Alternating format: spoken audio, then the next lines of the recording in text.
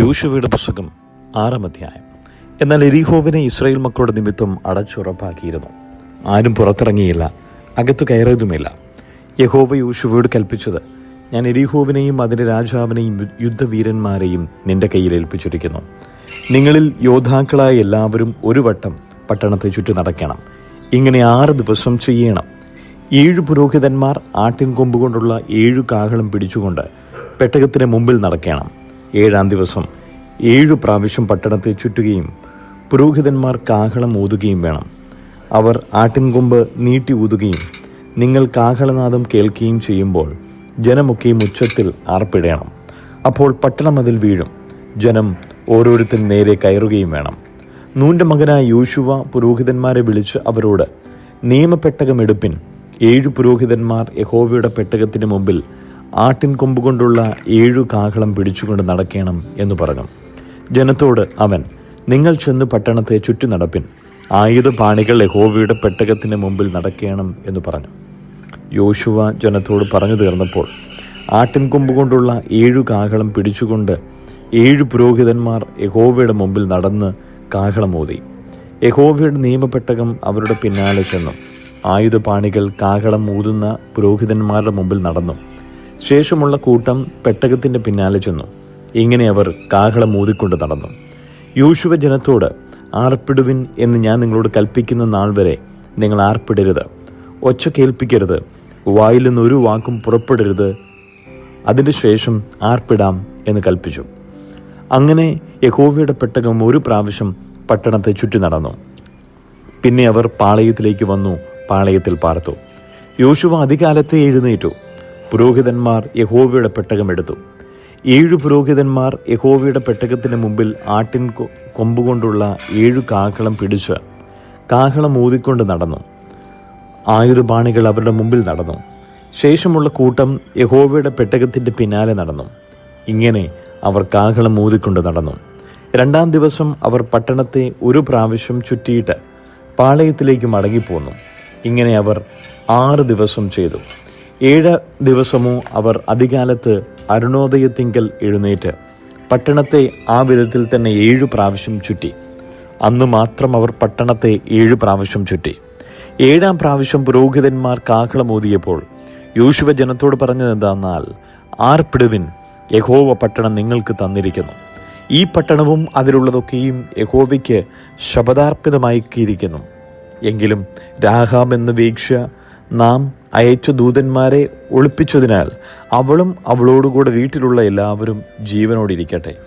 എന്നാൽ നിങ്ങൾ ശപഥം ചെയ്തിരിക്കെ ശപഥാർപ്പിതത്തിൽ വല്ലതും എടുത്തിട്ട് ഇസ്രായേൽ പാളയത്തിന് ശാപവും അനർത്ഥവും വരുത്താതിരിക്കേണ്ടതിന് ശപഥാർപ്പിതമായ വസ്തു ഒന്നും തൊടാതിരിപ്പാൻ സൂക്ഷിച്ചുകൊള്ളുവിൻ.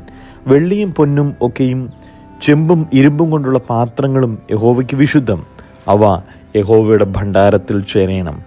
അനന്തരം ജനം ആർപ്പിടുകയും പുരോഹിതന്മാർ കാഹളം ഊതുകയും ചെയ്തു. ജനം കാഹളനാദം കേട്ട് അത്യുച്ചത്തിൽ ആർപ്പിട്ടപ്പോൾ മതിൽ വീണു. ജനം ഓരോരുത്തൻ നേരെ മുമ്പോട്ട് പട്ടണത്തിലേക്ക് കടന്ന് പട്ടണം പിടിച്ചു.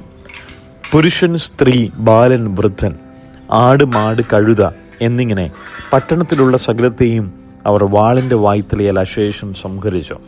എന്നാൽ രാജ്യത്തെ ഒറ്റുനോക്കിയ 2 പുരുഷന്മാരോട് യോശുവ, വേശ്യയുടെ വീട്ടിൽ ചെന്ന് അവിടെ നിന്ന് ആ സ്ത്രീയെയും അവൾക്കുള്ള സകലത്തെയും നിങ്ങൾ അവളോട് സത്യം ചെയ്തതുപോലെ പുറത്തു കൊണ്ടുവരുവിൻ എന്ന് പറഞ്ഞു. അങ്ങനെ ഒറ്റുകാരായ യൗവനക്കാർ ചെന്ന് രാഹാബിനെയും അവളുടെ അപ്പനെയും അമ്മയെയും സഹോദരന്മാരെയും അവൾക്കുള്ള സകലത്തെയും പുറത്തു കൊണ്ടുവന്നു. അവളുടെ എല്ലാ ചാർച്ചക്കാരെയും പുറത്തു കൊണ്ടുവന്നു ഇസ്രായേൽ പാളയത്തിന് പുറത്ത് പാർപ്പിച്ചു. പിന്നെ അവർ പട്ടണവും അതിലുള്ളതൊക്കെയും തീ വെച്ച് ചുട്ടുകളഞ്ഞു. എന്നാൽ വെള്ളിയും പൊന്നും ചെമ്പുകൊണ്ടുള്ള ഇരുമ്പുകൊണ്ടുമുള്ള പാത്രങ്ങളും അവർ യഹോവയുടെ ആലയത്തിലെ ഭണ്ഡാരത്തിൽ വെച്ചു. എരിഹോവിനെ ഒറ്റുനോക്കുവാൻ അയച്ച ദൂതന്മാരെ രാഹാബ് എന്ന വേശ്യ ഒളിപ്പിച്ചതുകൊണ്ട് യോശുവ അവളെയും അവളുടെ പിതൃഭവനത്തെയും അവൾക്കുള്ള സകലത്തെയും ജീവനോടെ രക്ഷിച്ചു. അവൾ ഇന്നുവരെയും ഇസ്രായേലിൽ പാർക്കുന്നു. അക്കാലത്ത് യോശുവ ശപഥം ചെയ്തു, ഈ യെരിഹോ പട്ടണത്തെ പണിയുവാൻ തുനിയുന്ന മനുഷ്യൻ യഹോവയുടെ മുമ്പാകെ ശപിക്കപ്പെട്ടവൻ. അവൻ അതിൻ്റെ അടിസ്ഥാനമിടുമ്പോൾ അവൻ്റെ മൂത്ത മകൻ നഷ്ടമാകും, അതിൻ്റെ കതക് തൊടുക്കുമ്പോൾ ഇളയ മകനും നഷ്ടമാകും എന്ന് പറഞ്ഞു. അങ്ങനെ യഹോവ യോശുവയോട് കൂടെ ഉണ്ടായിരുന്നു. അവൻ്റെ കീർത്തി ദേശത്തെല്ലായിടവും പരന്നു. സദൃശ്യവാക്യങ്ങൾ 3-ാം അധ്യായം. മകനെ, എൻ്റെ ഉപദേശം മറക്കരുത്. നിന്റെ ഹൃദയം എൻ്റെ കൽപ്പനകളെ കാത്തുകൊള്ളട്ടെ. അവ ദീർഘായുസ്സും ജീവകാലവും സമാധാനവും നിനക്ക് വർദ്ധിപ്പിച്ചു തരും. ദയയും വിശ്വസ്തതയും നിന്നെ വിട്ടുപോകരുത്. അവയെ നിന്റെ കഴുത്തിൽ കെട്ടിക്കൊള്ളുക, നിന്റെ ഹൃദയത്തിൻ്റെ പലകയിൽ എഴുതിക്കൊള്ളുക. അങ്ങനെ നീ ദൈവത്തിനും മനുഷ്യർക്കും ബോധ്യമായ ലാവണ്യവും സൽബുദ്ധിയും പ്രാപിക്കും. പൂർണ്ണ ഹൃദയത്തോടെ യഹോവയിൽ ആശ്രയിക്കുക. സ്വന്തം വിവേകത്തിൽ ഊന്നരുത്. നിന്റെ എല്ലാ വഴികളിലും അവനെ നിരച്ചുകൊള്ളുക. അവൻ നിന്റെ പാതകളെ നേരെയാക്കും. നിനക്കു തന്നെ നീ ജ്ഞാനിയായി തോന്നരുത്. യഹോവയെ ഭയപ്പെട്ട് ദോഷം വിട്ട് മാറുക. അത് നിന്റെ നാഭിക്ക് ആരോഗ്യവും അസ്ഥികൾക്ക് തണുപ്പുമായിരിക്കും. യഹോവയെ നിന്റെ ധനം കൊണ്ടും എല്ലാ വിളവിൻ്റെയും ആദ്യ ഫലം കൊണ്ടും ബഹുമാനിക്കുക. അങ്ങനെ നിന്റെ കളപ്പുരകൾ സമൃദ്ധിയായി നിറയും. നിന്റെ ചക്കുകളിൽ വീഞ്ഞ് കവിഞ്ഞൊഴുകും. മകനെ, യഹോവയുടെ ശിക്ഷയെ നിരസിക്കരുത്. അവൻ്റെ ശാസനയെങ്കൽ മുഷികയുമരുത്. അപ്പൻ ഇഷ്ടപുത്രനോട് ചെയ്യുന്നത് പോലെ യഹോവ താൻ സ്നേഹിക്കുന്നവനെ ശിക്ഷിക്കുന്നു. ജ്ഞാനം പ്രാപിക്കുന്ന മനുഷ്യനും വിവേകം ലഭിക്കുന്ന നരനും ഭാഗ്യവാൻ. അതിൻ്റെ സമ്പാദനം വെള്ളിയുടെ സമ്പാദനത്തിലും അതിൻ്റെ ലാഭം തങ്കത്തിലും നല്ലത്. അത് മുത്തുകളിലും വിലയേറിയത്. നിന്റെ മനോഹര വസ്തുക്കളൊന്നും അതിന് തുല്യമാകിയില്ല. അതിൻ്റെ വലങ്കയിൽ ദീർഘായുസ്സും ഇടങ്കയിൽ ധനവും മാനവും ഇരിക്കുന്നു. അതിൻ്റെ വഴികൾ ഇമ്പമുള്ള വഴികളും അതിൻ്റെ പാതകളെല്ലാം സമാധാനവുമാകുന്നു. അതിനെ പിടിച്ചുകൊള്ളുന്നവർക്ക് അത് ജീവവൃക്ഷം. അതിനെ കരസ്ഥമാക്കുന്നവർ ഭാഗ്യവാന്മാർ. ജ്ഞാനത്താൽ യഹോവ ഭൂമിയെ സ്ഥാപിച്ചു. വിവേകത്താൽ അവൻ ആകാശത്തെ ഉറപ്പിച്ചു. അവൻ്റെ പരിജ്ഞാനത്താൽ ആഴങ്ങൾ പിളർന്ന് മേഘങ്ങൾ മഞ്ഞുപൊഴിക്കുന്നു. മകനെ, ജ്ഞാനവും വകതിരിവും കാത്തുകൊള്ളുക. അവ നിന്റെ ദൃഷ്ടിയിൽ നിന്ന് മാറിപ്പോകരുത്. അവ നിനക്ക് ജീവനും നിന്റെ കഴുത്തിന് അലങ്കാരവുമായിരിക്കും. അങ്ങനെ നീ നിർഭയമായി വഴിയിൽ നടക്കും. നിന്റെ കാൽ ഇടറുകയില്ല. നീ കിടപ്പാൻ പോകുമ്പോൾ നിനക്ക് പേടിയുണ്ടാകുകയില്ല. കിടക്കുമ്പോൾ നിന്റെ ഉറക്കം സുഖകരമായിരിക്കും. പെട്ടെന്നുള്ള പേടി ഹേതുവായും ദുഷ്ടന്മാർക്ക് വരുന്ന നാശനിമിത്തവും നീ ഭയപ്പെടരുത്. യഹോവ നിന്റെ ആശ്രയമായിരിക്കും. അവൻ നിന്റെ കാൽ കുടുങ്ങാതെ വണ്ണം കാക്കും.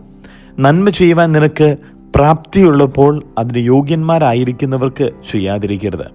നിന്റെ കയ്യിൽ ഉള്ളപ്പോൾ കൂട്ടുകാരനോട് പോയി വരിക, നാളെ തരാമെന്ന് പറയരുത്. കൂട്ടുകാരൻ സമീപ നിർഭയം വസിക്കുമ്പോൾ അവൻ്റെ നേരെ ദോഷം നിരൂപിക്കരുത്. നിനക്കൊരു ദോഷവും ചെയ്യാത്ത മനുഷ്യനോട് നീ വെറുതെ ശണ്ടയിടരുത്. സാഹസക്കാരനോട് നീ അസൂയപ്പെടരുത്. അവൻ്റെ വഴികളൊന്നും തിരഞ്ഞെടുക്കുകയും വരുത്. വക്രതയുള്ളവൻ യഹോവയ്ക്ക് വെറുപ്പാകുന്നു. നീതിമാന്മാർക്കോ അവൻ്റെ സഖ്യതയുണ്ട്. യഹോവയുടെ ശാപം ദുഷ്ടൻ്റെ വീട്ടിലുണ്ട്. നീതിമാന്മാരുടെ വാസസ്ഥലത്തെയോ അവൻ അനുഗ്രഹിക്കും. പരിഹാസികളെ അവൻ പരിഹസിക്കുന്നു. എളിയവർക്കോ അവൻ കൃപ നൽകുന്നു. ജ്ഞാനികൾ ബഹുമാനത്തെ അവകാശമാക്കും. ഭോഷന്മാരുടെ ഉയർച്ചയോ അപമാനം തന്നെ. റോമാലേഖനം 10-ാം അധ്യായം. സഹോദരന്മാരെ, അവർ രക്ഷിക്കപ്പെടണമെന്ന് തന്നെ എൻ്റെ ഹൃദയവാഞ്ചയും അവർക്ക് വേണ്ടി ദൈവത്തോടുള്ള യാചനയുമാകുന്നു. അവർ പരിജ്ഞാനപ്രകാരമല്ലെങ്കിലും ദൈവത്തെ സംബന്ധിച്ച് എരിവുള്ളവർ എന്ന് ഞാൻ അവർക്ക് സാക്ഷ്യം പറയുന്നു. അവർ ദൈവത്തിൻ്റെ നീതി അറിയാതെ സ്വന്തം നീതി സ്ഥാപിപ്പാൻ അന്വേഷിച്ചുകൊണ്ട് ദൈവത്തിൻ്റെ നീതിക്ക് കീഴ്പ്പെട്ടില്ല. വിശ്വസിക്കുന്ന ഏവനും നീതി ലഭിപ്പാൻ ക്രിസ്തു ന്യായപ്രമാണത്തിൻ്റെ അവസാനമാകുന്നു. ന്യായപ്രമാണത്താലുള്ള നീതി സംബന്ധിച്ച് അത് ചെയ്ത മനുഷ്യൻ അതിനാൽ ജീവിക്കും എന്ന് മോശ എഴുതിയിരിക്കുന്നുവല്ലോ. വിശ്വാസത്താലുള്ള നീതിയോ ഇവണ്ണം പറയുന്നു: ക്രിസ്തുവിനെ ഇറക്കണം എന്ന് വിചാരിച്ച് ആർ സ്വർഗത്തിൽ കയറുമെന്നോ, ക്രിസ്തുവിനെ മരിച്ചവരുടെ ഇടയിൽ നിന്ന് കയറ്റണമെന്ന് വിചാരിച്ച് ആർ പാതാളത്തിൽ ഇറങ്ങുമെന്നോ നിന്റെ ഹൃദയത്തിൽ പറയരുത്. എന്നാൽ അത് എന്ത് പറയുന്നു? വചനം നിനക്ക് സമീപമായി നിന്റെ വായിലും നിന്റെ ഹൃദയത്തിലും ഇരിക്കുന്നു. അത് ഞങ്ങൾ പ്രസംഗിക്കുന്ന വിശ്വാസവചനം തന്നെ. യേശുവിനെ കർത്താവെന്ന് വായ്കൊണ്ട് ഏറ്റുപറയുകയും ദൈവം അവനെ മരിച്ചവരിൽ നിന്ന് ഉയർത്തെഴുന്നേൽപ്പിച്ചു എന്ന് ഹൃദയം കൊണ്ട് വിശ്വസിക്കുകയും ചെയ്താൽ നീ രക്ഷിക്കപ്പെടും. ഹൃദയം കൊണ്ട് നീതിക്കായി വിശ്വസിക്കുകയും വായ്കൊണ്ട് രക്ഷയ്ക്കായി ഏറ്റുപറയുകയും ചെയ്യുന്നു. അവനിൽ വിശ്വസിക്കുന്നവൻ ഒരുത്തന് ലജ്ജിച്ചു പോകുകയില്ല എന്ന് തിരുവെഴുത്തിൽ അരുളി ചെയ്യുന്നുവല്ലോ. യഹൂദൻ എന്നും യവനൻ എന്നും വ്യത്യാസമില്ല. എല്ലാവർക്കും കർത്താവ് ഒരുവൻ തന്നെ. അവൻ തന്നെ വിളിച്ചപേക്ഷിക്കുന്ന എല്ലാവർക്കും നൽകുവാൻ തക്കവണ്ണം സമ്പന്നനാകുന്നു. കർത്താവിൻ്റെ നാമത്തെ വിളിച്ചപേക്ഷിക്കുന്ന ഏവരും രക്ഷിക്കപ്പെടും എന്നുണ്ടല്ലോ. എന്നാൽ അവർ വിശ്വസിക്കാത്തവനെ എങ്ങനെ വിളിച്ചപേക്ഷിക്കും? അവർ കേട്ടിട്ടില്ലാത്തവനിൽ എങ്ങനെ വിശ്വസിക്കും? പ്രസംഗിക്കുന്നവനില്ലാതെ എങ്ങനെ കേൾക്കും? ആരും അയക്കാതെ എങ്ങനെ പ്രസംഗിക്കും? നന്മ സുവിശേഷിക്കുന്നവരുടെ കാൽ എത്ര മനോഹരം എന്നെഴുതിയിരിക്കുന്നുവല്ലോ. എങ്കിലും എല്ലാവരും സുവിശേഷം അനുസരിച്ചിട്ടില്ല. കർത്താവേ, ഞങ്ങൾക്ക് ഏൽപ്പിച്ചത് ആർ വിശ്വസിച്ചു എന്ന് യെശയ്യാവ് പറയുന്നുവല്ലോ. ആകയാൽ വിശ്വാസം കേൾവിയാലും, കേൾവി ക്രിസ്തുവിന്റെ വചനത്താലും വരുന്നു. എന്നാൽ അവർ കേട്ടില്ലയോ എന്ന് ഞാൻ ചോദിക്കുന്നു. കേട്ടിരിക്കുന്നു നിശ്ചയം. അവരുടെ നാദം സർവ്വഭൂമിയിലും, അവരുടെ വചനം ഭൂതലത്തിനറ്റത്തോളവും പരന്നു.